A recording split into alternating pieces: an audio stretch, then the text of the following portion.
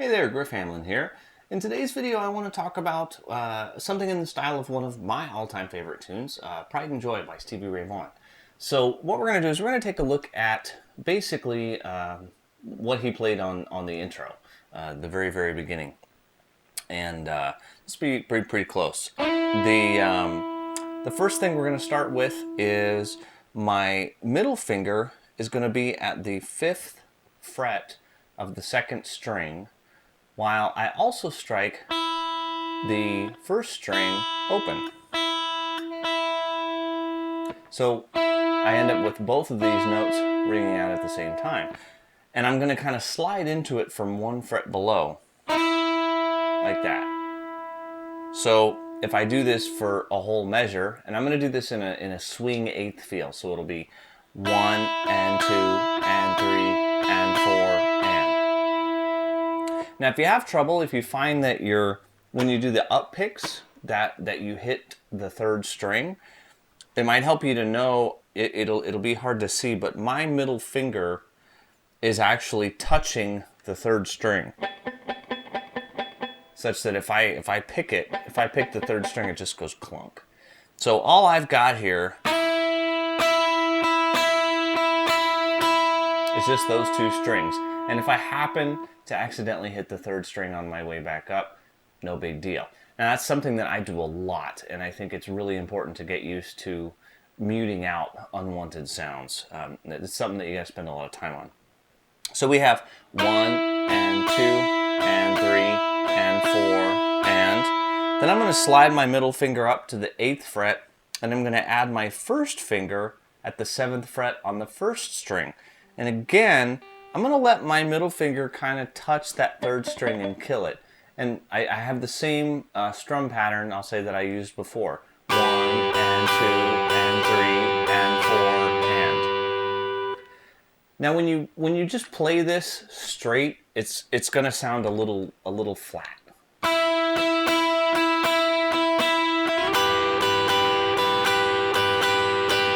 If you just play it like that, it sounds a little dull. What gives it that little bit of extra mojo is you gotta slightly pull with that middle finger, just a little bit. But listen to the difference. Here's normal. And listen what happens if I give it just a little bit of oomph.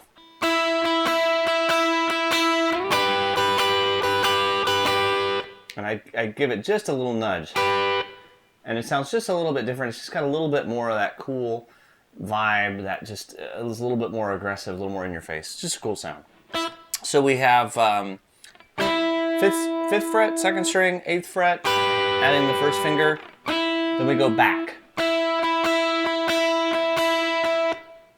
Now the last little bit, we have a bend on the 2nd fret of the 3rd string, and I use my middle finger.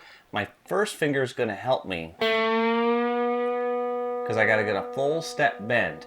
Now that's a little bit of a challenge because we're so low on the fretboard and it's the 3rd string. But I got to basically make that 2nd fret sound like the 4th fret.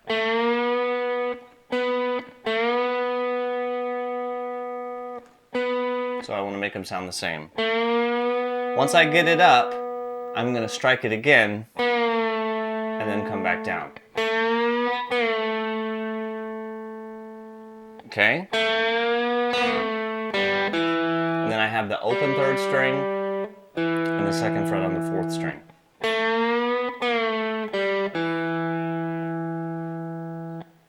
So if I put just that measure, I do it with a beat, I get something like this. 1 and 2 and 3 and 4 and the reason that I play that last little bit open, it's actually going to be more of a rake up across open strings to get into the groove, to get into that. I'm not going to do that in this video, but just so you know that it kind of moves into that.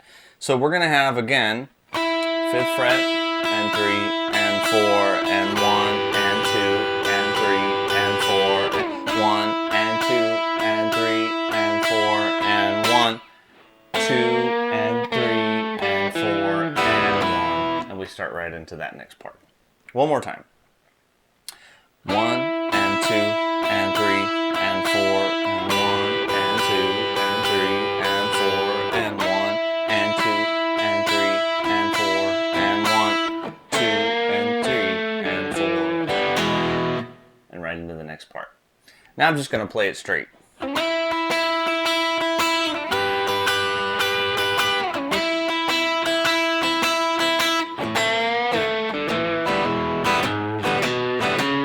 Next part. So it just flows right on in, as much of Stevie Ray's stuff does. So let's I'm going to stop this video for right now, work on that beginning part, and I'll do another video later on for how to do that next little rhythm part. All right, take it easy.